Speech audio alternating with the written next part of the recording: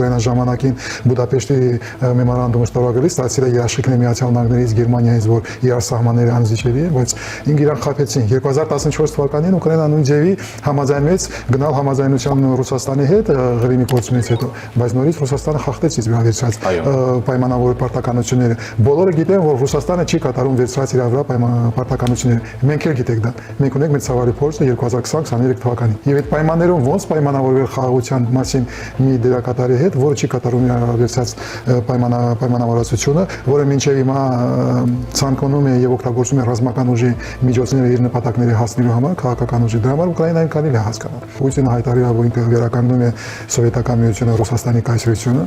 եւ այս 4 տարվա ընթացքում փաստորեն փոխակերպել է իր ինդուստրիան, փոխակերպել է տնտեսությունը, փոխակերպել է իր հասարակությունը, որը սպասում է հաղթանակների, որը ուզում է տեսնել հաղթանակին, որը պատրաստ է գնալ այս արյունալի ճանապարհով։